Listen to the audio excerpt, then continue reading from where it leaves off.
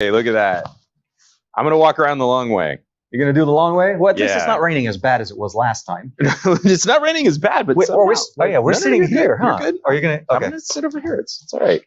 Just wanted to get, water bottle. I'm and like panicking that we set up the shot for the wrong side of the floor. real quick for people on the stream, I just kind of want to do a quick sync clap. Oh. Juan's killing the bugs. Great. Happy holidays. Happy holidays, my friend. Cheers. Thank you for the... Yeah, I'm sorry your coffee is cold because I got here way faster than I thought I would. And I didn't have a second one of these. It's one of these little... So I'm just going to turn my mug on so it will reheat my coffee. What do we think? Like 150. That should do it. Let's do... Oh, it says it's cold. Yeah, let's turn this up. On that note, I'm going to go get some hot coffee because Juan decided to... I'm a gadgety coffee drinker. So this will be nice and toasty in about a minute. Let's get the outfit correctly set up.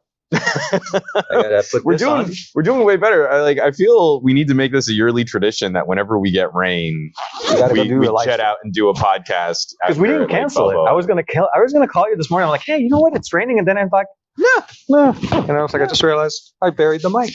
Well, that's how we do it.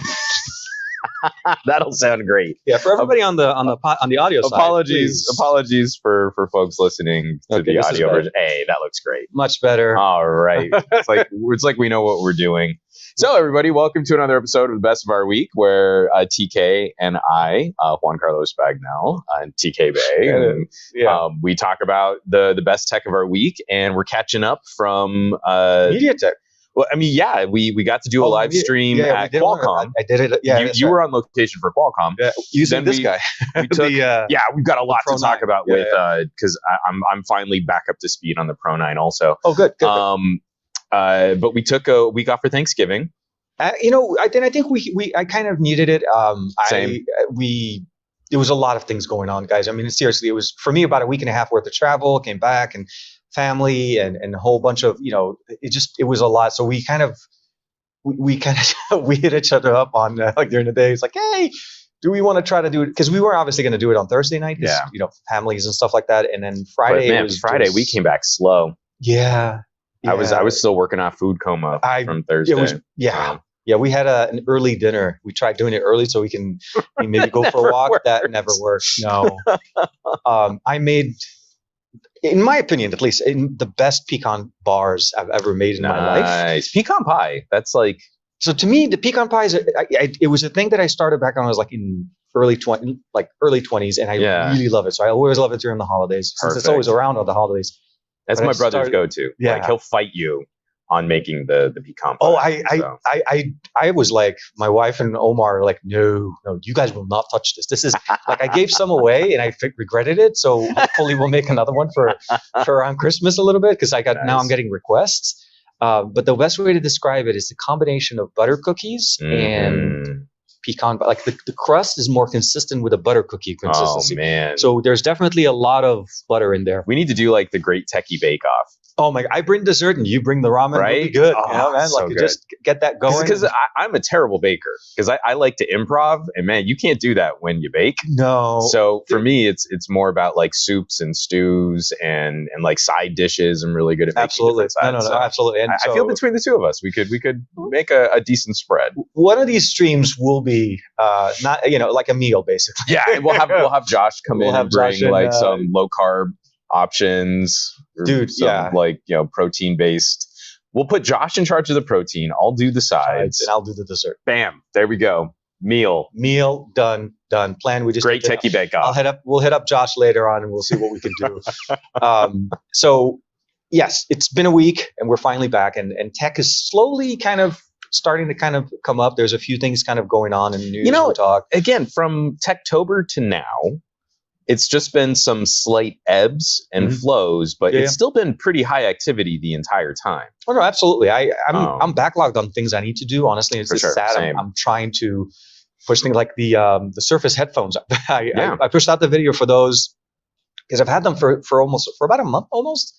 Yeah, 3 weeks or so. We got them around roughly the same time. Yeah, we got them a couple weeks after the Surface 9 event. Yeah, and Dave, you'll get a chance to check out the video. They're great for what they do, and they do what they do. They do what they do well. Yes, that's what I was trying to say. Right. A little bit of hiccups here and there, and I feel like maybe it could be software because it's not a consistent issue for us. Sure. The audio sync, but I mean, I covered it in the video. Either way, the headphones themselves, I like them. I love the fact that I'm able to tune in what I want without ever having to touch the phone. If I'm not across the house, in another room, doing whatever I want. So those were really good. And of course, they work great with. I feel like they're very much in keeping with Microsoft's focus on accessibility, where things like volume control and noise canceling controls are very easily dedicated to their own big, simple to handle rotating knobs. Oh yeah, or even awareness. It gives me some hope because, like, you know, I know you drive one of them fancy cars, and it's got like a giant featureless touch screen to interact with so many things. We just got full self-driving. My car drives on surface streets now. No, seriously, I was showing it to Omar yesterday. I don't trust that at all. Oh, no. I'm like seriously having half a heart attack every time I'm driving the car. Code for that, it's probably terrible. The stopping is horrible. It's mediocre at best, but the fact that it's there, it's doing something like that is pretty cool. You know but what I mean is, as an old school audio nerd who loves faders and pots and switches and plugs and things like that, I love picking up a brand new pair of hardcore wireless, cans, and the first thing you have is big giant knob on one side for noise canceling and big giant knob on the other for volume control. I feel like that's correct. Like, that's the best way to do that. I wanted to ask, because I mean, we'll talk about some of the things that we're reviewing and stuff, but of course, it's these kinds of family holidays where I get to check in with like aunts and uncles and kind of see what people are using. My Aunt Bree, she's currently like the most bleeding edge family member right now. She just got an iPhone 14. Oh, non-pro, because she wanted better battery life, which I had to respect. I thought that was really cool. It's a thoughtful decision making when you're buying. But like the rest it's of the not family, just buying the, just because they try to sell it. Yeah. Oh yeah, for sure. And again, she was one in the past who might have been swayed by having the nicer Pro, but she really sat down and she like, man, this is going to add so much more to my monthly bill. I'm not really going to use these features. She legit asked, like, which one gets better battery life? Because my old phone, it wasn't lasting the day anymore. Exactly, yeah. But the thing that I always enjoy is kind of balancing that, seeing how most of my family, they're use a product till the wheels fall off kinds of people. So when I get to show up, it's sort of a part of my job. I like to see, what do people get excited by from my tech bag. Okay. So I had the Surface Pro 9. I had a laptop dock. I had the Steam Deck. Yeah. I brought the Nreal, of course, the AR glasses. Yes. And the combination of Steam Deck and Nreal glasses together. Yeah. Like, no one was really super impressed by the Nreal glasses, just like plugging into a computer. Yeah. And people thought the Steam Deck was cool, but my parents have been, gamers their entire lives, like from the arcade days all the way through. Like, I remember when a cousin got an Atari Lynx and my dad was playing Altered Beasts on an Atari Lynx. So he's not super impressed by just like, oh, I can hold a thing and play a game on it. That's been done before. Yeah. No. But I plugged the Nreal Air into the Steam Deck, and like both my parents just like, oh, this is new. This is not. It was the combination of those two. Did you have anything like that? Was there like a moment where you're hanging out with family and you go, oh, and I've got this thing and it folds? I want to say that was a surprise probably a few years back. From my experience. Okay. Not this year? No, this year. They saw it. I've seen that before. Yeah. I'm like, this is the fold. Like, oh, great. So what else does it do? Kind of like, and I'm like, yeah, not much. No, so for me, it was more like we actually kind of, I'll say this. My mother-in-law, for their first time ever, finally needed to get an iPad. Not because the iPad itself, she needed FaceTime. Yeah. Her brother in they're basically your family member in Canada is elderly, very tech, stuck in basically iOS land, and they only use FaceTime. They don't use even WhatsApp or some of the other apps. And I tried getting the setup to kind of explain to them how to share a link and she could use her phone for it. That's 2 extra steps. It was not only was it complicated for them, but it was my mother-in-law was like, it'd be much easier just to get a tablet. So for me, that was kind of the weird thing of me for my holiday time. I set up my mother-in-law on an iPad. Oh. But with the exception of that, we kind of been a little bit more low-key on tech. The Surface Pro 9 has been honestly my champion, where Gotcha. I am, like, I'll say this. We were going to Maui, and this was kind of slightly before the holiday. So the week before the holiday, before we had the event. And I forgot to do my time card. I know, stupid thing. Yeah, and I love we're it. standing in line at the airport. I get the message, and I was like, hey, you forgot to do your time card for the week before. And I need to submit my time card. So the big tech thing for me was how quickly I was able to take out the Pro 9, the Surface Pro 9, open it up, jump on my web page, just do everything on the go. And my son was just looking at me. It's like, what is that? It's like, I told him it's a connected laptop. Right. So that was the moment. I think that was for me the moment where, like, oh wow, I could see where this fits. Yeah. For me, it was a wow moment. For him, it was like, crap, he could do this all of this. And so he was just standing next to me. We're waiting in line. And as we're walking, I picked it up, reversed the keyboard, and I'm using it in tablet mode. And I'm still working and walking. Yeah. So things like that, and I was talking to you about that. I never thought I would need something like that. Yeah. And then when I mentioned it to a friend of mine, he's like, I've had a connected iPad for a while. I'm like, yeah, but I don't think this was what I meant. I have tablet format in a fold that opens up its Android, right? But that's not what I wanted. I wanted a desktop, or I needed a desktop experience on the go. And the Pro 9 just jumped right in like a champ. Everything, connectivity. I was on 5G. I was connected all the way up into the airplane. Sorry.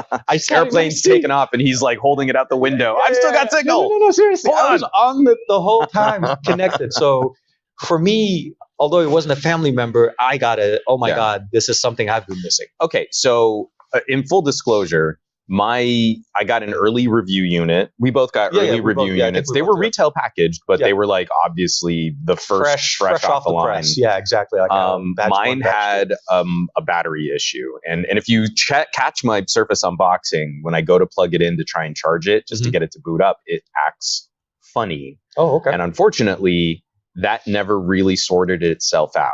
Oh. So I recently was working with the folks at Microsoft PR, and I want to send a thank you because they've been incredibly attentive for a channel my size. Absolutely. I mean, like, there are times where we've had these experiences. You reach out to the PR and they're like, I don't know, I guess it's broken. All right, well, sorry.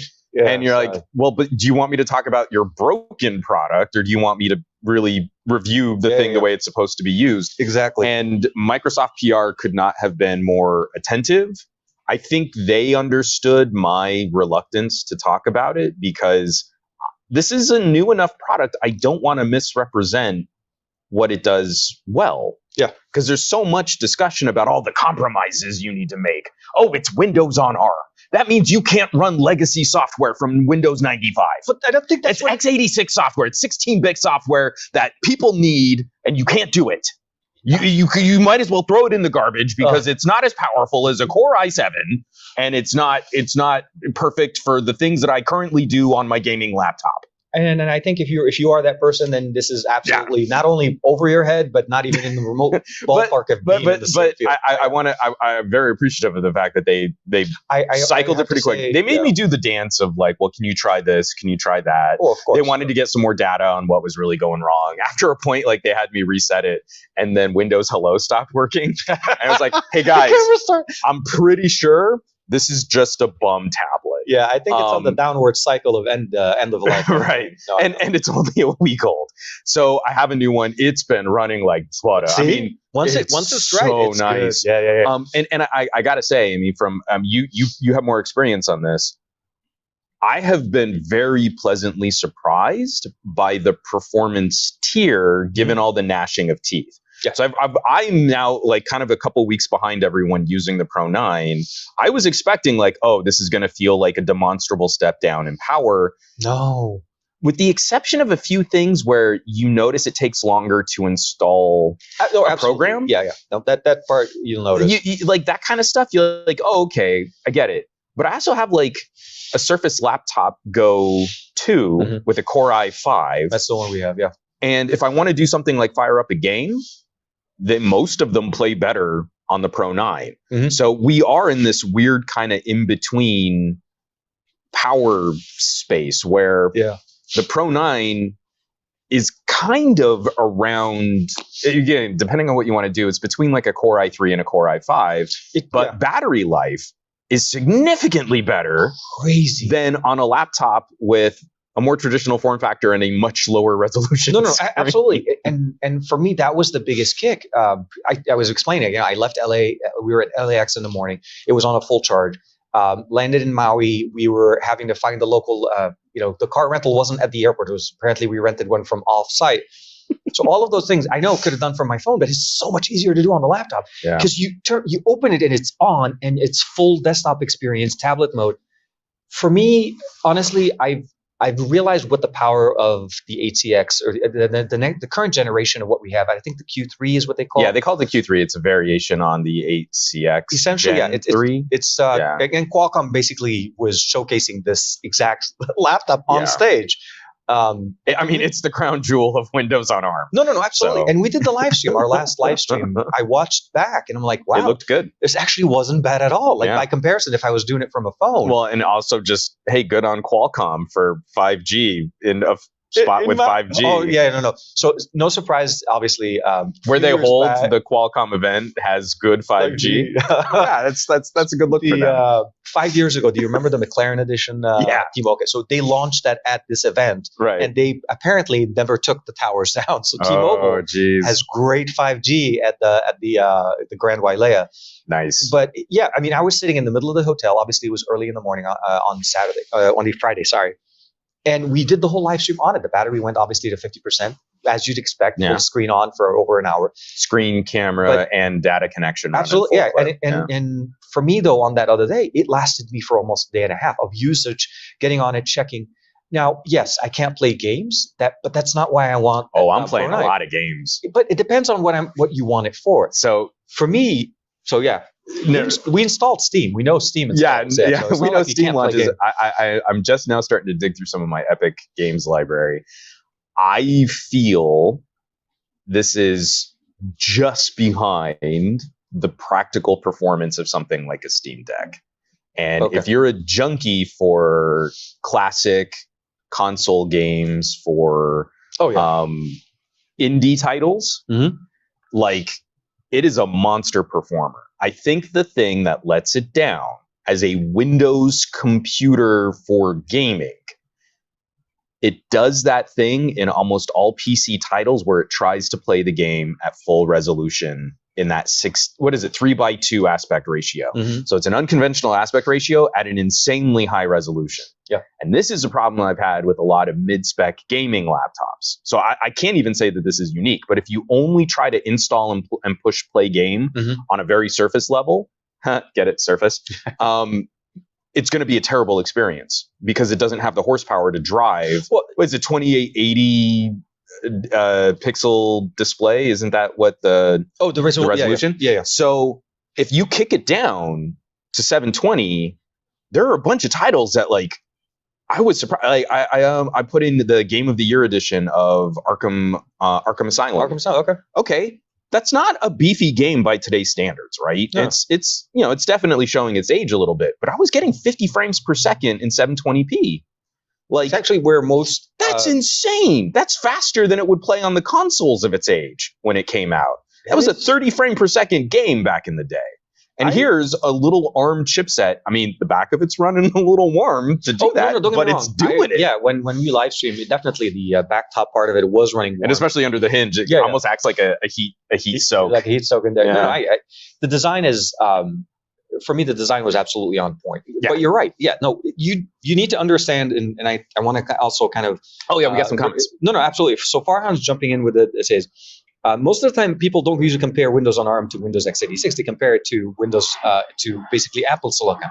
Yeah. Yeah, and the reality, in that ARM race, obviously there's advancement, development support, and there's a whole bunch of things coming up from Apple on their side. Windows, I think, so with Orion announcement... No. Let's just do Surface Pro 9, iPad Pro.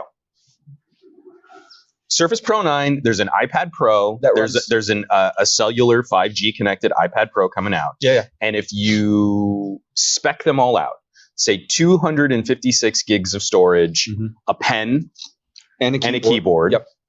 And the iPad Pro at 256 is going to be roughly an $1,800 combo with the keyboard and the pen. Yeah. And right now, the Surface is on sale, so it's a $1,600 Windows system. Yeah. Fully, I mean, at the similar configuration. Yeah. You have to answer for yourself. Do you want the tablet that's going to be more powerful for gaming and graphics? That would be the iPad.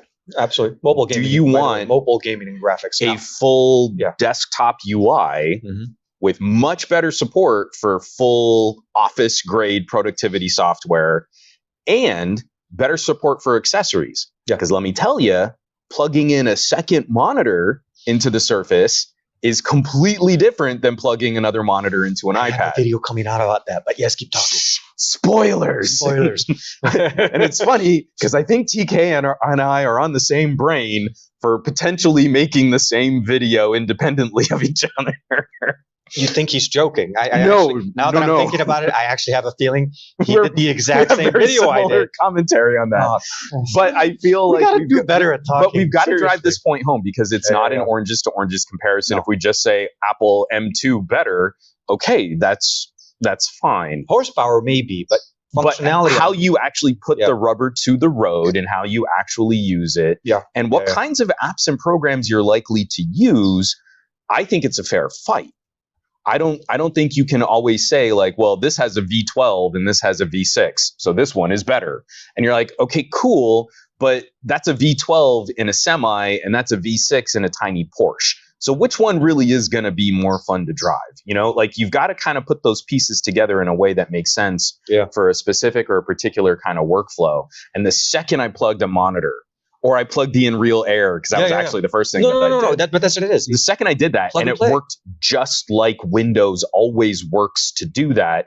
And I still had all the fun eye candy. The screen is gorgeous. Windows 11 has improved so much on touch and swipe it's the latest interactions. Edition of Windows 11, especially with the gesture functionality. It's so we saw pretty. it at the show floor, and it's so much more fun to do it in real life. Like and it follows your gesture. The snapping functionality, the new tab functions that we get in Explorer. I mean, the face unlock is scary fast, and always on. So I mean, like I open the tab. I'm working at my main workstation, and I open the Surface. I just kind of tip it open so that the Windows Hello will come up. Yeah, you and all I need to do is that.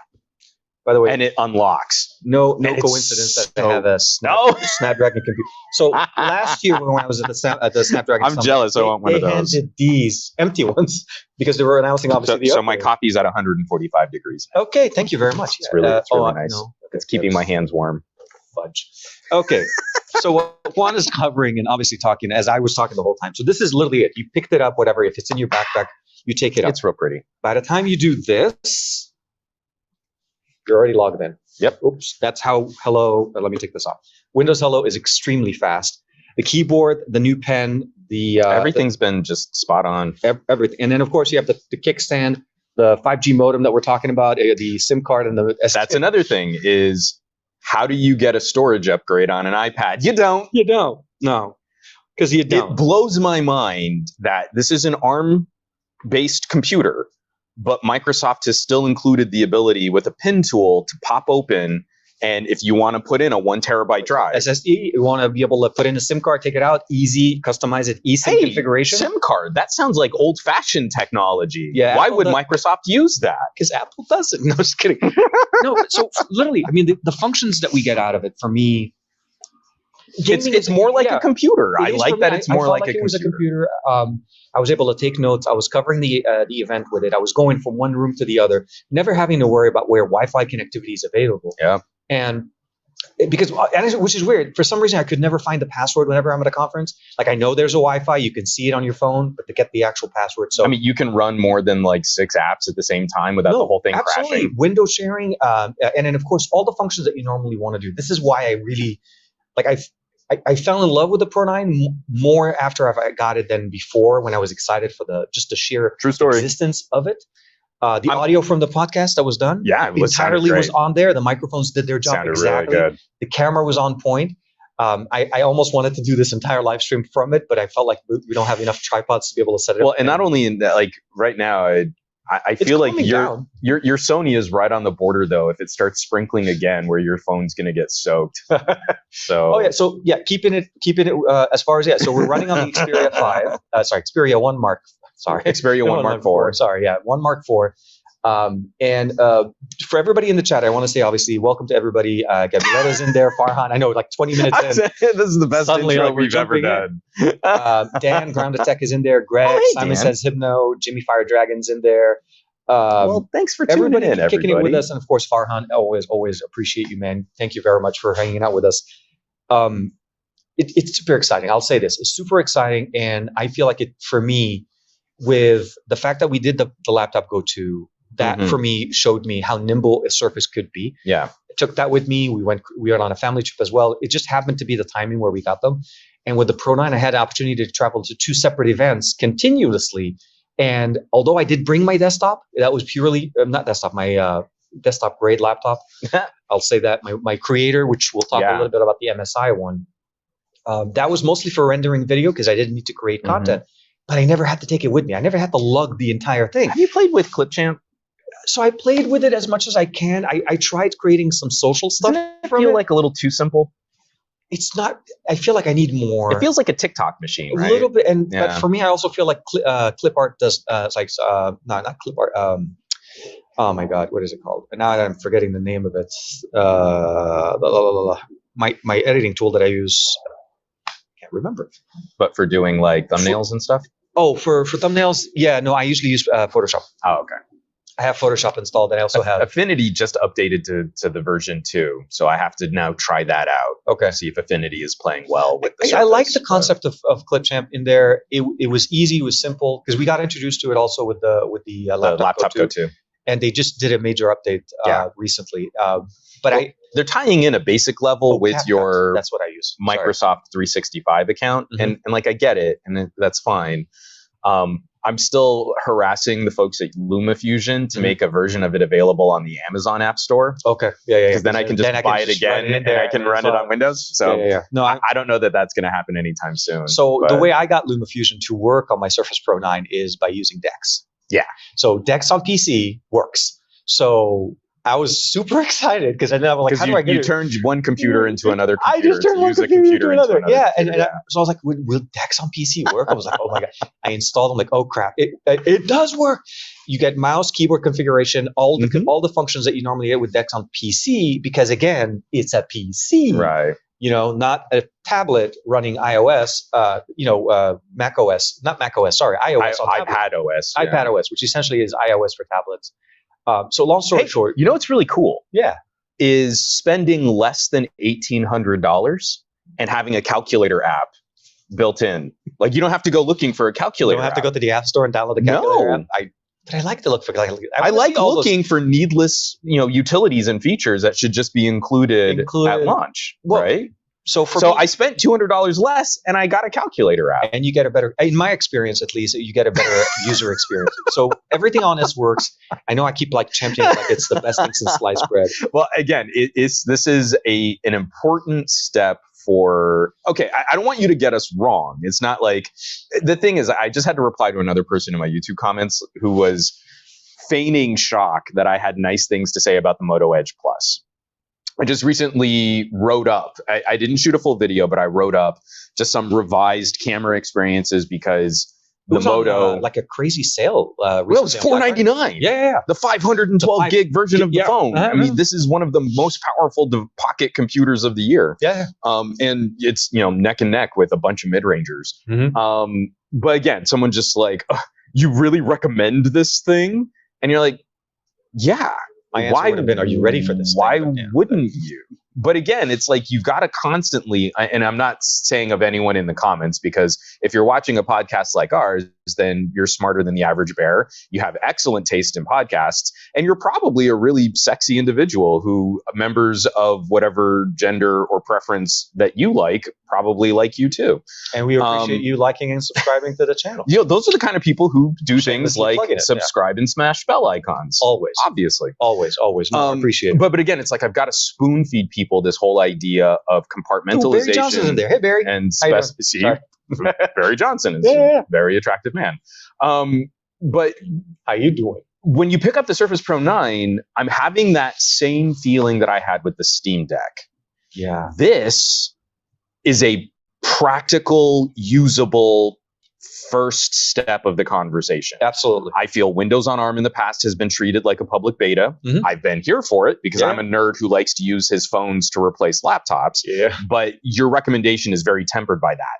I have far fewer qualms making a broader recommendation for the Pro 9 SQ3, but this is obviously not the end of a journey. No. This is just that first step, because you were about to talk about those new Qualcomm ARM Qualcomm came out on stage cores. And made a major announcement, obviously, announcing the brand new chipset Orion. Unfortunately, they didn't give us a lot of data, but 2023 Summit will be featuring the announcement, obviously, and maybe hopefully hardware for us to test. The excitement that I saw there is because how well it was done with this generation of Windows on ARM, and what the Pro 9 5G is doing.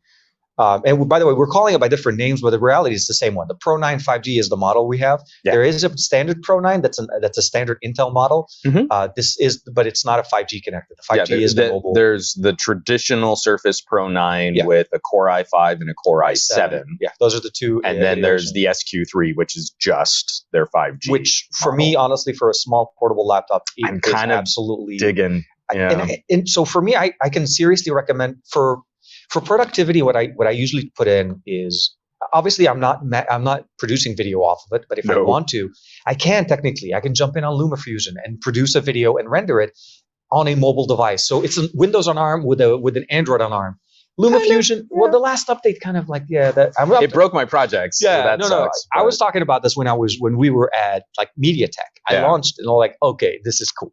So when I was on the plane going to Maui, I decided to start editing a video in LumaFusion on my phone. And then when I got to the hotel, plug the phone into Dex, and suddenly my entire desktop experience is the same.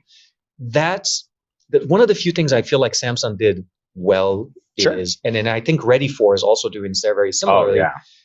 Is that transition from mobile to desktop with the desktop experience on there. And that's what I'm really appreciating. We need to see more of that. Continuity. Exactly. I can transfer the experience and be in the middle of exactly where I left off. So that was exciting for me. Not that I didn't want to just basically try to figure out, a better way to get LumaFusion. But the story, I guess what I'm trying to shoot for is it's an easier recommendation for me now. If I have to have somebody as, okay, I want something with really good battery life. I'm not going to be doing heavy things. I need something that is connected, good battery life, runs Windows, and can run my Office applications, can run Chrome. I have a lot of my interfaces are based on web-based interface. Yeah. This is going to work great. Firefox has been flying. Absolutely. And a bunch of individual apps have been working really well. I think we have like 16 gigs of RAM on this one. It's got surprisingly broad support for games that I wasn't really expecting. Steam, Epic, and even... I feel like this is going to be the double-edged sword. Yeah. I feel it's going to be a pro and a con, because I really believe the Surface Pro is already kind of a niche product. Absolutely. Trying to convince consumers that they want a Windows laptop in a tablet form factor. The Surface as a whole still only represents like 5% of the PC market. Well, so when I look at the Pro as an actual mobility tool, I think there's a solid argument to be made for corporate IT. Oh, absolutely. So you've got workers on the road, or you've got employees that need to do things remote. Now I am much more confident in recommending something like the SQ3 to that tier of mobile employee. Their IT department has some initial teething pains to work out what might be compatible software, what might work, what might not. But once you do that, I think you're in much better shape with a tablet that is better connected, is better repairable than an iPad and can be at least tacitly upgraded for those mobile employees that might need like more storage or something like that. Oh, and I think connect external storage and other things. It has two USB-C ports on the side for power and accessories. But what I mean is like that IT department that's like having to service an image, dozens, if not hundreds of employee productivity devices. Yeah. Now I think the Surface actually has a better claim to be made because we see a lot of halfway solutions. You've got Panasonic and like the hardcore industrial side now working more with Android as some type of replacement for old Windows CE devices. And you still have a bunch of corporate IT departments that are trying to figure out how does an iPad work into this kind of flow. And you see all of these different devices that kind of do the thing, but that aren't really built for it. Yeah. And now if you need just computer on a radio that can go anywhere, Windows on ARM is now a much more enticing proposition. And the Surface is the first step of that. Now I'm hoping we'll see a similar solution from Lenovo, a similar solution. So that's what I was going to say. Lenovo is the other company that has basically the last generation of the HCX on mobile. So basically Lenovo But Lenovo's slow to cycle. And so now we have the SQ3 and they're going to have to figure out a laptop strategy that maybe looks a little bit more like a yearly smartphone refresh, as opposed to letting that product go an extra year. Yeah. You know, again, this one, it matters when you're at that first step. Because if you're at the step behind the first good step, you're going to feel really left out. if you're on an SQ3, and then obviously next year we're going to have even better stuff, I'm not too upset. I understand, like, okay, well, things are progressing. Yeah. If I was on an SQ2 or an SQ1, or the original Surface X, the first one was just I'm not getting the same kind of support. I'm not getting the same kind of performance, and it was really shaky. And it never really got good. The SQ3 launched good. It kind of went out. It was released. Few people talked about it, and it just kind of vanished. Yeah. Second generation was almost. We had the whole pandemic kind of obviously overshadowing a lot of things. People were home. People were buying Chromebooks. There was a lot more Chrome OS features, and and we see the features. And his hands being very warm was not jealous at all over here. But if you can add a battery powered coffee mug. So that I'm going to add that to my shopping list now. I will say though, thank you very much. Roger from Roger Bot is in the chat with us, of course, and Barry just man, I'm just trying to get like oh my God, Barry's just being a charmer on as he's always a very charming individual. Absolutely, absolutely. Sorry, I'm like checking in there. So for me, it's exciting. Like I said, I felt as excited as that picture that you posted of. I want to say, was that your mom and dad that were on the Steam Deck with the Nreals, man. The first time I had that experience was on a trip to Germany. I stole his Nreals for a while. I feel so bad. He had him for a bit. Yeah. I really wanted him back. Quite a bit. But no, for all the other classes that I've had, because I've played with the Nreals, I've played with the TCLs, and I like both ecosystems. I will say one thing that struck me after I gave back the Nreals is the fact that the Nreals used a standard USB-C cable, like just a high-quality USB-C cable, was actually a little bit more functional for me than the TCLs using a proprietary cable. I can't extend the cable. I cannot buy an extension. Like I'm trying to find how to make the cable longer, because using it with a Steam Deck, it's in front of you. Using it with the Pro 9, in front of you. Trying to use it with a desktop PC that the case is not sitting in front of you. It's tough. It's hard. And I tried using a USB-C to USB-A converter. Doesn't work. Use USB-C or USB-C extension cable. Doesn't work. It uses a proprietary cable. So I'm going to try to maybe put a little bug in the people that I was working with at TCL. Like, hey, include a longer cable or include an extension. Something. Give us some way to extend it. Yeah. Or converter to a USB-A option or something like that. But long story is, it's so much fun. Putting that on in a plane where there's not enough room for anything, but then the feeling suddenly that you're in a private room with no glasses. You put in your Bluetooth headset. Well, we were at MediaTek. Yeah. I forgot to mention, I had them with me. I didn't have the package, but I had to. I forgot what movie. After we were done with the whole thing, I just sat in bed and I watched a movie. It was just, and then literally it was so much fun. It's so good. So it's one of those things I feel like. The biology is, I think, what's most interesting, is because my parents are techies. Yeah, like I have very tech savvy you parents. hand it over, and then they're And like, so- yeah, this makes sense. For my mom, she was holding a game playing device, so she kept looking at her hands. And you're like, Mom, she's like hunched over this table, and like you can see her shoulders are kind of shrugged She's up. probably and she's trying to holding see it. outside of the glasses just to see the screen. But again, she's just programmed. I'm holding a portable game playing device. So I'm looking at the game playing device, and I would have to keep reminding her, like, Mom, sit back, relax, enjoy. Yeah. Don't you can look up, you can lay down, Yeah, you can do anything you want. And so she would, oh yeah, right. And then she would slowly kind of crumple back down into her hands. For my dad, it was lateral movement. So the photo that I shared of my dad is hilarious because he's playing Shredder's Revenge and he's on a mission. So, the screen's moving. Your character moves and he's following the character, and he would end up at the end of the table and he'd be like rolled into the back and he couldn't move any further and be like, Dad, you can sit up. Like, oh, right. And then he did it again where like over the course of an entire level, he's like rolling back You're used into to the playing edge. on a screen where you follow the character with you move with it. No, I get it. It was just really sweet and charming to see, like, I'm just excited generationally we have I have interacted with gadgets in a particular way. Yeah. And when Lex is a teenager, she's going to make fun of me because, like, why are you using your hands? You don't need to use your hands. Just do the thing. And you're like, oh. Dude, I remember when we first tried to put him on a PC, I gave him a desktop and I gave him a monitor. The first thing he tried to do was pinch and zoom on the monitor. I'm like, crap. Yep. Yeah, this is a different generation, different yeah. experience. He's expecting a touch interface on everything. Mm-hmm. And we didn't even get a touch interface on Chrome. So both his Chrome OS laptop, which is an Acer, an older one, and his PC are non-touch. But then he obviously has tablets. We finally got him on the TCL Tab 10, the 5G that we got. Yeah. Really nice. I got him updated because the old Huawei that we had, not as many birds this time, which I'm appreciating. They're a lot quieter this morning. Yeah, they're enjoying the calm and the rain. But the airport is still running. Yeah. I would not want to be taken off in this. This is like split pea soup. We can't even see the plane. That's the weird thing. It's flying above us.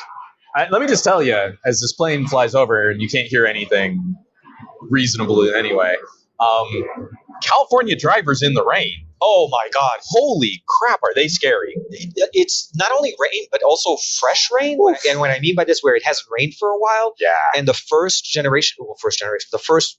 rain we call a storm generally slicks the road and everything. And so on the way in, I was telling Juan, there's a truck that flipped over from one side into the other side. That's how bad it was. And then you have people still like trying to go the speed or 5 miles over the speed limit. Exactly, because they forget that, I found a semi. I floated the semi. We're doing 45 miles an hour whole way here. I was just drafting this truck. It was great. Everyone would like run right up onto my bumper and then get around me, and I was fine. It was beautiful. It just timing wise, why we pushed the stream, and we were just a little bit, and we were still late getting it started. Then we had even more StreamYard things. Fine. So for me, those are the exciting. Surface doing really good stuff. Yeah. The headphones too. As I talk to you guys, they're not new. There is the headphones 2 Plus. But I found out that they're more business centric. They're not necessarily consumers. Yeah, it's more of a headset. Yeah, for sure. Which apparently does include voice over USB-C, which we didn't have on ours. See, that was that one thing I was like, I haven't had that since the Baradynamic Lagoons, and the Lagoons were great until the headband got really loud, creaky. I'd kill just to have a DAC built into cans like that again. Yeah, you can just plug them in. And it'll go over the hardware of a USB-C cable. Exactly. Reduce any chances for that. So for me, that was my only thing, honestly. But I would recommend them. They were on sale for $200. Hopefully, they're still pretty good, available, and they're a good pair. And the audio sync that I had with it, it was a hit and miss. Not everything was out of sync. I had videos, like I was watching videos on Netflix on the Fold.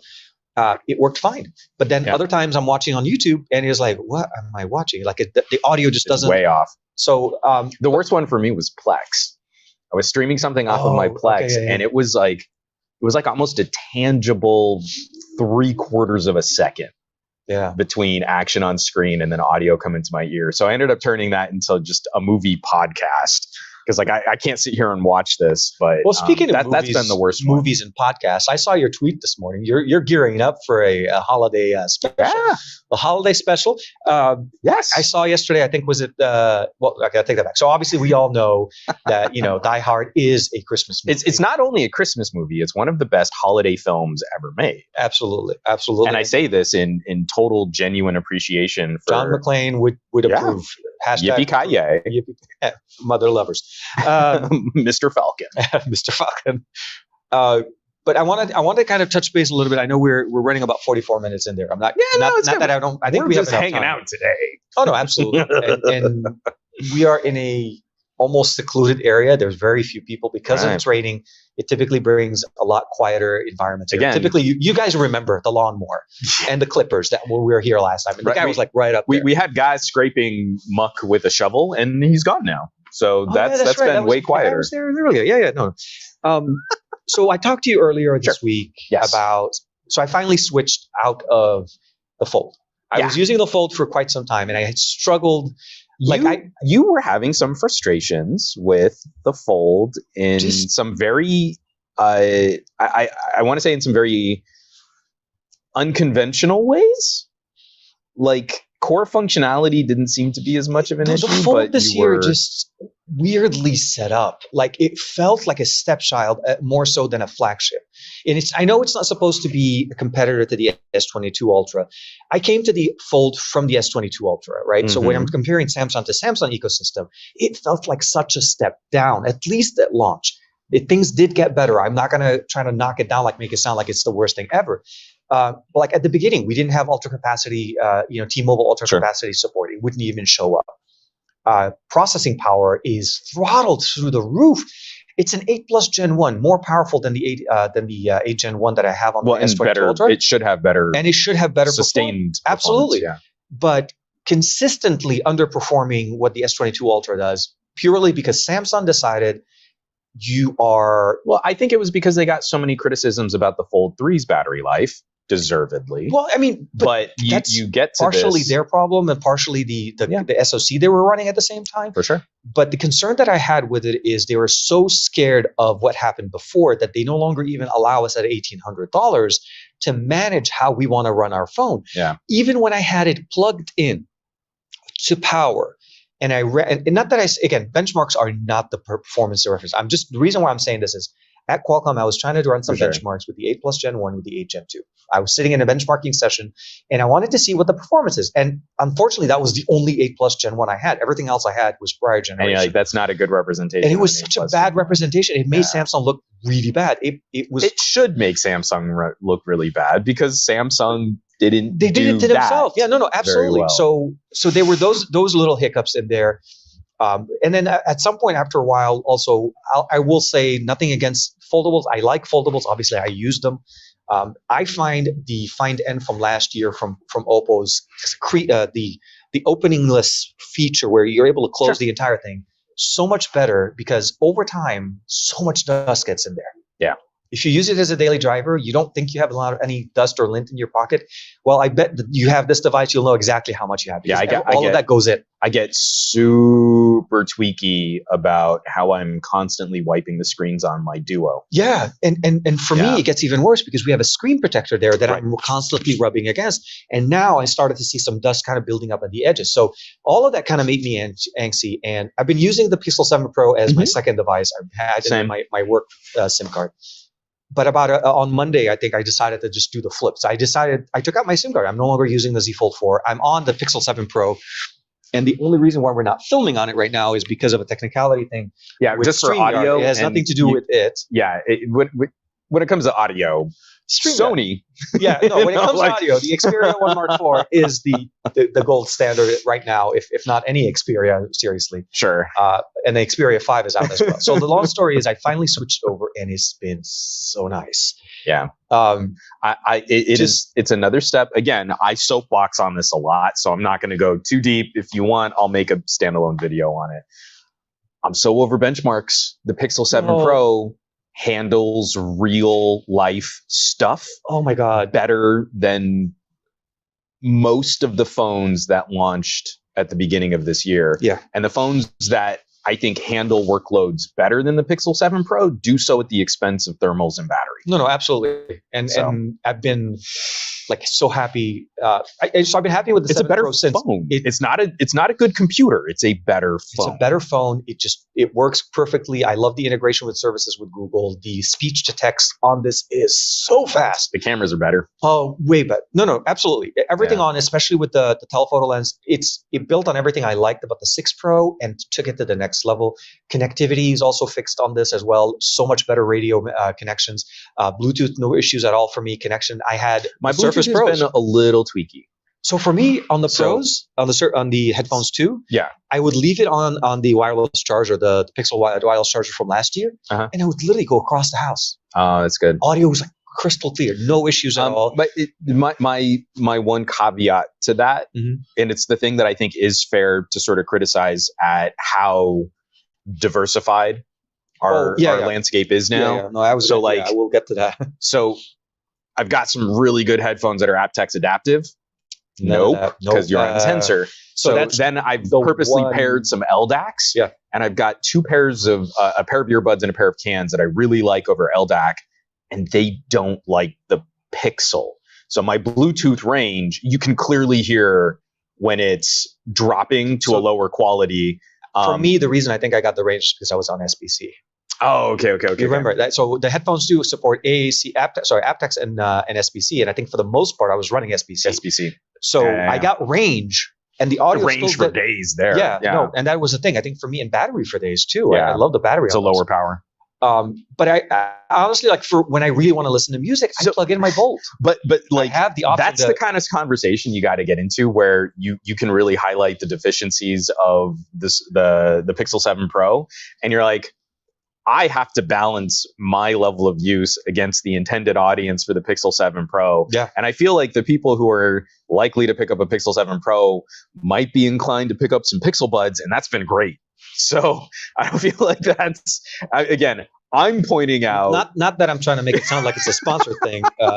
And these were not. Oh, wait. Hold on. We haven't done our hashtag Team Pixel, hashtag gift from Google. Oh, yeah, do it. So the phone, the Pixel 7 Pro was gifted to us from Google for review. The Pixel Buds. They have had no input or contribution to any of the videos or commentary we have delivered on these products. Thank you very much. But due to FTC regulations and compliance, we do have to disclose that we were given these products for evaluation purposes. Thank you. Please don't fine us.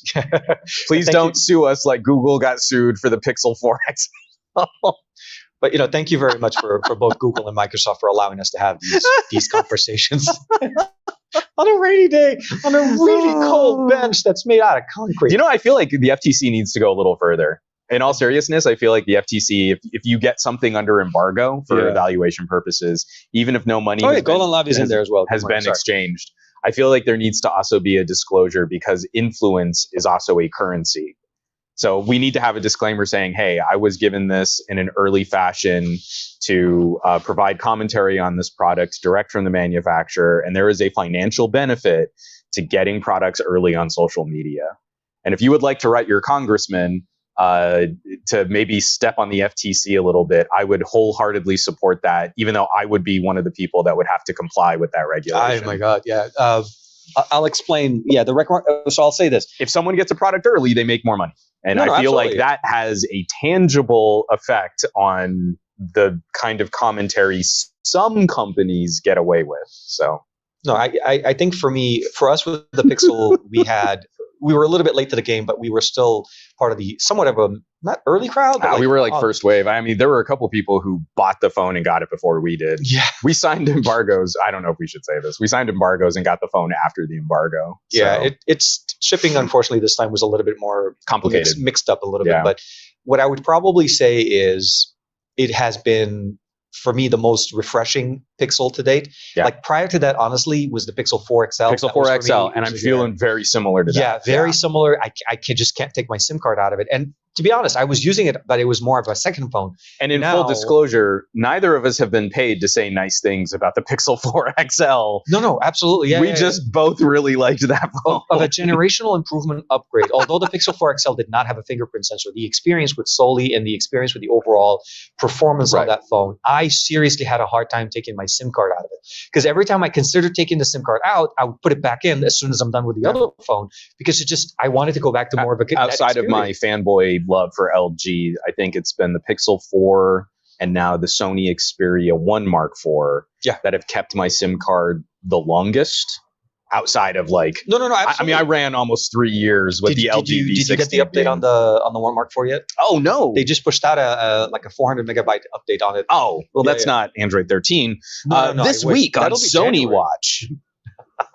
Yeah, so we'll do it Next on his phone. Yeah, we'll do it on his Sony Watch. Juan will be getting that massive update right now. System software update. Come on, prove me. Oh, okay. So maybe you already your have device already has the latest available. So you probably okay. So mine, I probably don't have it. Or maybe it just needs to be on Wi-Fi or something. I don't know. Yeah, maybe you can never tell. Some phones are picky. Some phones need a SIM card in, even if it's not active. Some phone needs to be in a specific geographic location to show up. So it depends on what you're doing. And then you still just get put. I think they have like a batch of serial numbers. And they're pushing updates out in small. Like, OnePlus does the same, and even no pun intended, but I mean Google does the same thing with their rollout. Oh yeah, I'm more so. They've been staging their updates a lot. Yeah, and I could just. I mean, you can sideload it. It's not an impossible thing. That's what I did with my OnePlus 10 Pro. Yeah, so I did the 10 Pro, and the 10T still doesn't have it. Nope. Like, oh my god. Okay, so the iQOO 9 Pro beat it by a lot, and I gotta say I do like my Find X5 Pro has received so many updates after getting even. I mean, we keep getting consistent. Like Oppo's been really hitting it out of the park. Speaking of Oppo, a couple of days ago, I found so I don't even know who the gentleman is, but it was Michael Fisher, Mr. Mobile, retweeted somebody with a video of a new foldable. Oppo jumping into the flip side of foldables. Yeah. So there's a flip version of it that looked like it officially did what Xiaomi did with that side, that back display. It was a small display for your phone. This one actually expanding almost the entirety of the clamshell, making it really look like a small phone. So I'm excited to see more about that. No other information other than that person sharing a video of the phone being flipped, and it was inside of one of those camouflage cases. But so I'm excited to see more foldables, but the right format. I feel like Oppo, with their balanced experience with external and internal display, the Find N did it really good. I'm hoping they can bring that to that N flip, whatever they're calling it, the N2 flip. And we still need to see. Again, here's another airport. Sorry, airport. But we still need to see, like, for all of the leaks and all of the rumors that have come out, I'm very anxious to see what Google is going to do in this space, because I feel like this is just a personal feeling, and again, it has nothing to do with like Google product designers or engineers or anything like that. Yeah. But I really feel it's critically important for Google to get a tablet right next, as opposed to that's right. So the trying to impress. Supposed to come out. Yeah, it's supposed to come out very similarly, and like I feel like Google gives just enough support to their hardware teams that if you spread them too thin, I think some of the attention to details can sort of get murky. No, exactly. And I feel like if we're really going to start making the play that Android is good for tablets now, you need to nail the tablet. And the tablet is very ambitious because it seems to be kind of a crossover product with smart displays and a home and an IoT and all this other stuff. Absolutely, yeah. And I feel like that is more important for more consumers than trying to impress with a really, really expensive foldable tablet phone. Which also many rumors have been going on for many years about and we saw like a bunch of leaks, and of course a bunch of like tech commentators like, oh, I think Google has bezels and that's terrible. You're like, you're an idiot. Shut up. Again, if it looks like a Pixel 7 Pro but it expands into being a square tablet, it's gonna look awesome. So shut up. Yeah, no, and I do appreciate the airport being very active apparently. Now, not that apparently we crossed a specific time, but no, I mean. The technologies we're going to see, we're at the cusp of CES. We're about a month away from CES 2023. Yeah. There's obviously going to be some announcements. There'll be some new things coming out. We know the 8 Gen 2, which just announced, the 9200 is officially over 9,000 now, is coming out as well. We know Vivo, I think they mentioned them on stage. Vivo is like aggressively partnering. So they're going to be, I think, the first launch devices for both. I hope. And Vivo, if you're watching, call me. He's Team Vivo. I'm Team Oppo. Welcome to the club, the BBK Club. Hey. We're here. We're back. We're in full This force. podcast still not sponsored by BBK by any BBK or any organizations. manufacturing. No. But no. Speaking of which, though, I think so. Some of the things you'll probably start seeing from us in the near future. I know, kind of a little bit more housekeeping. I know you do housekeeping at the beginning. Yeah. I got to get better at organization. We are looking into trying to figure out the approach for our podcast and the different conversations we're having next year. So you'll see some changes. You'll see some things we're still doing. Like this time, we're still dual streaming it on the Android Bay. I found that I think honestly, I love having the guy with me on the show. I can't get him Saturday mornings. This is way easier. It's much easier, and we get a chance to see more of each other, which actually it's been the best part. Like it's seriously, the best of our week. it is literally the best of our week. If I had to kind of like culminate the whole thing, it's the cold coffee that Juan dropped off this. I'm just kidding. It's the coffee that he brought over that's cold. I'm telling you, like, but hold on. Homeboy's been like brewing his at 150 degrees for the last hour. It's so nice. That's the kind of guy. It's so, I mean, because it never really got cold, so you don't get that kind of like bitter reheated kind of thing happening, and it keeps your hands warm. Honestly, I appreciate. Actually, I'll say this: I appreciate him. I appreciate you getting me the coffee in the first place. If I need to warm up your hands, I can pull out the MSI. We didn't talk about the MSI. We didn't even get to the MSI. Do you want to take a minute? We can take a minute. Sure. Let's talk a little bit more creative. I'm really anxious to pull it out for long because, like, let me hold your hot cup. Hold on. I'll hold the hot cup. Isn't it nice? It actually does feel warm. He wasn't kidding. So the only thing I don't like about that mug is that it's not the best insulated. So if you pour hot coffee into it, like it stays warm for a while, but it cools off too fast. So then you need to use the battery to heat it back up. But anyway, that's about as much of a review on that as we should give. So this is the MSI Creator Z17, and I can't really set it up the way that I thought because there's one strip of dryness, and then we're getting we're getting a little bit of sideways rain. Like I'm getting rain on my glasses. Yeah, my eyes were fogging up, and I don't wear glasses.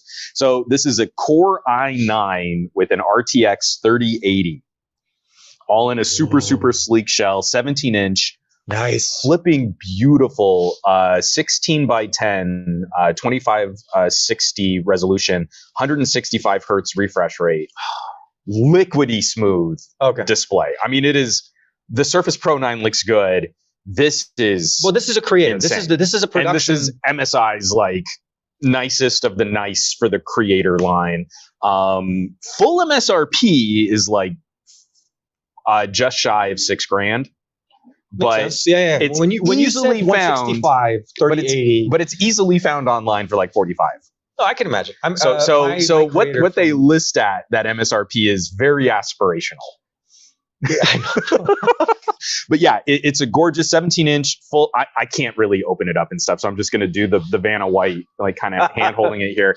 But the thing that I was not prepared for, because I have not really played with mobile Core i9s. Okay. The thing that I wasn't really prepared for were how stark the differences are in performance between powered and on battery. Oh, absolutely, yeah. And so I know like MacBook owners went through a flavor of this, and like Dell, like hardcore workstation mobility products went through a flavor of this. I've never experienced that before. So I'm running these benchmarks. It's plugged in. I'm like DaVinci Resolve, and I'm doing compression, file management, doing all this stuff. And I'm like, these numbers are insane. This is easily going toe to toe with my beefy workstation with a Threadripper and a 2080 Ti.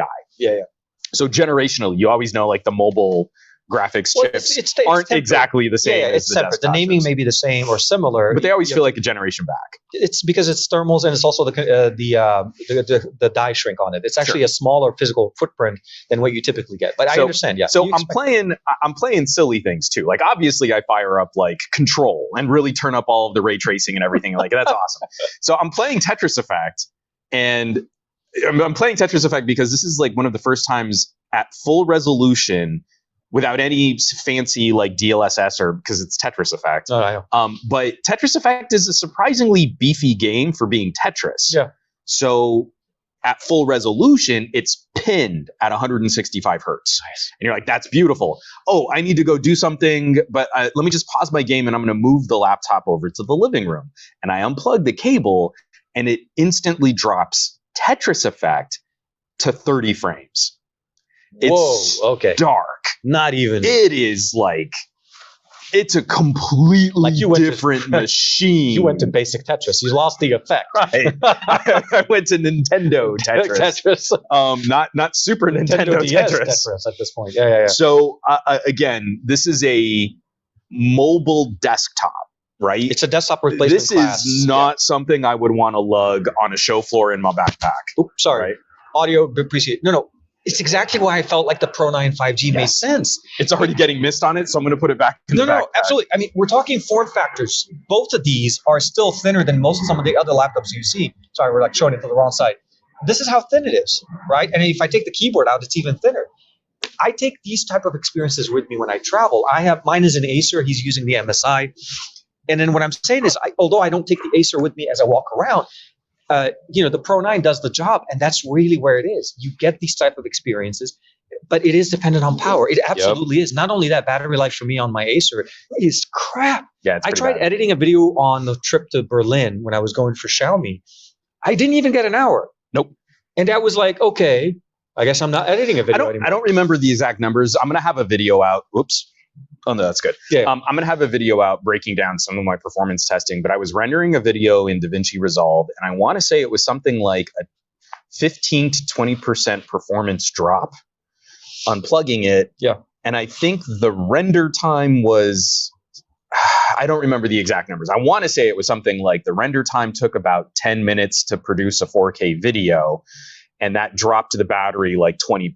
Mm-hmm. And that's just the render. Yeah. So that's not doing any of the editing. No. Which would also have really radically scrubbing 4K 60 footage, going through would have wiped out a good chunk of the battery too. But that was the thing. I shoot now and I produce everything in 4K 60. Yeah. And I was on I seriously ended up I couldn't edit anything on it because I was like thinking, oh my God, I'm going to be able to plug in my laptop. I'll be perfectly fine. I plug in my laptop, charger doesn't work. It's too powerful for the power plug in the plane. Mm-hmm. That was out the door. I'm like, okay, I have a fully charged battery. I should be able to edit most of my video. I'll render when I land. Nothing happened. Barely got through 40, like about 30 minutes in, it started giving me the warnings. And I I set up the time. That's all I was able to do. I'm going to take my coffee back. Oh, you sure? You want to just... Yeah, I guess. Yeah. Oh, that's so nice. Oh, it's like a little hand warmer. Welcome back to the show where he has warm hands and I got cold hands. And this is what we're Take doing. that, Starbucks. It's the holiday season. I mean, it's nice. It's still, it gives me energy, as you can see. Yeah, you're caffeinated. That's really what I will matters. be running around this lake laps right now. So I'm really liking this machine. Just like we were saying with the Surface Pro 9, there's a very specific kind of use case in mind for lower performance needs, but higher mobility needs. Yeah.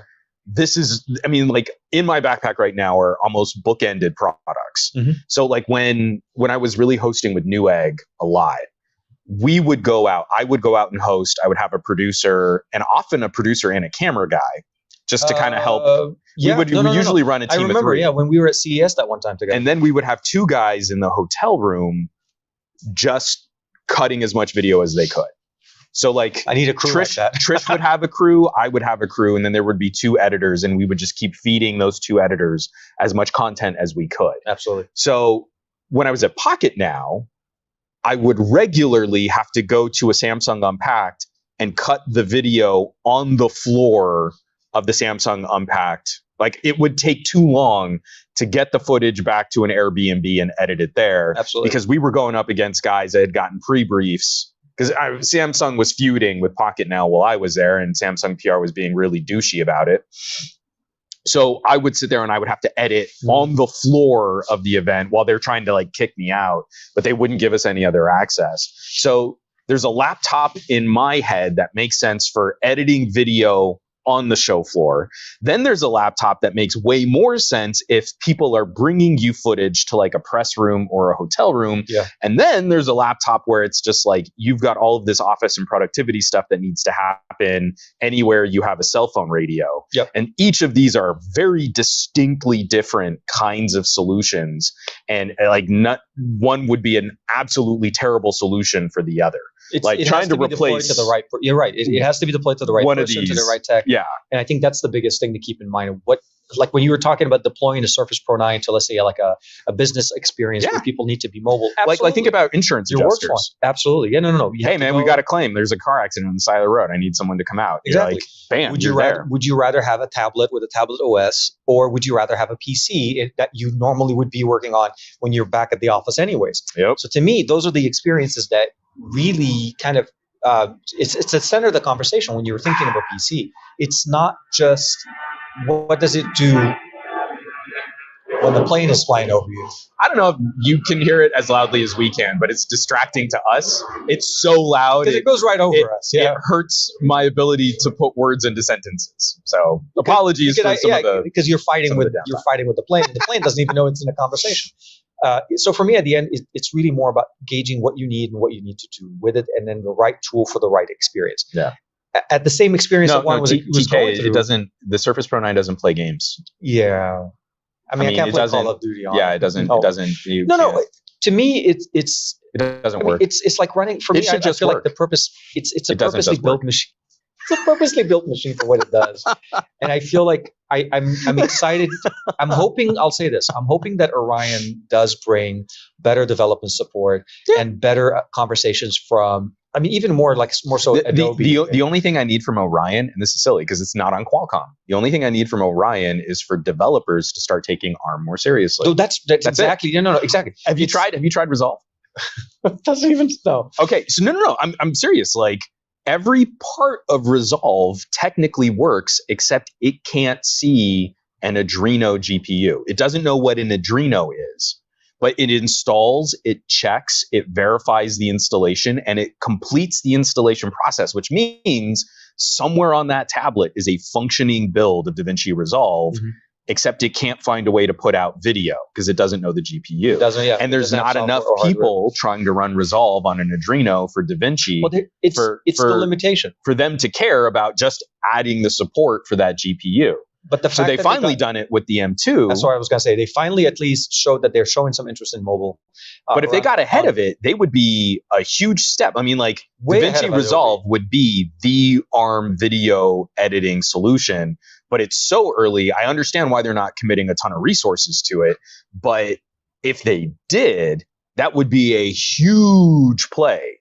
Because again, it wouldn't pay off for this next generation of products, but they would be in line to dominate once Adobe finally decides to better support everything. And Adobe's approach has been the same for the last couple of years. Minimal approach, minimal support, minimal installation. I understand to a certain point. I mean, 2 years ago, this was not the same. But any company willing to kind of risk the investment upfront, I think would be paid off well, because ARM is the future of mobile consumer. Absolutely. There's no way we're gonna default to x86 over the next 5 years. And I think the biggest thing that we're starting to see, I mean, Microsoft obviously launching the Pro 9 and the Pro 9 5G together at the same time, and also showcasing both of them. That's one of the biggest changes. Orion will bring even more support. Apple, if nothing else, has also shown the fact that people want battery life that's longer with performance on a good connected system, although not all devices that are Apple side. It's insane to talk about the performance per watt, and I understand we want outright performance. Like, I've got a Core i9 with a 3080 in my backpack, and rightfully so. And when I can plug that thing in, that thing is to the right plug. An insane lump of compute power. Yeah, but I can do so much more for longer on a phone or a Surface Pro 9 at a reasonable compute tier that I want consumers to start getting way more excited, not about some upper tier benchmark on a hyper exotic product that they're never going to own, and realize, like, literally the phone in your pocket has a performance per watt which completely shames traditional laptops and even a lot of Chromebooks. And, we can make jokes about how hot the 8 Gen 1 runs. Yeah. But the 8 Gen 1 with a little managing, a little babying, you've got laptop grade performance at around 7 watt power draw. So that's a lot to tax a phone battery with, but your phone will still outlast a full size laptop in editing and rendering video. And it was responsible for shooting the content where you definitely wouldn't have tried to shoot video from your 1080p camera on a Creator laptop. I think for me, that was the other thing. I think laptop webcams have been getting a lot more love now recently within the last couple of years. Oh, gee, I wonder what happened. I don't know. Whatever was still happening, and apparently people are forgetting that it's still around. Stay safe out there. Yeah, please. Especially with the holiday times and stuff like that. They saw some increase in numbers I feel last so week. bad for my daughter, but we're back into slightly more aggressive mask wearing again. Well, actually, it looks like LA may start bringing back the indoor requirements. They should. Yeah, no, I know.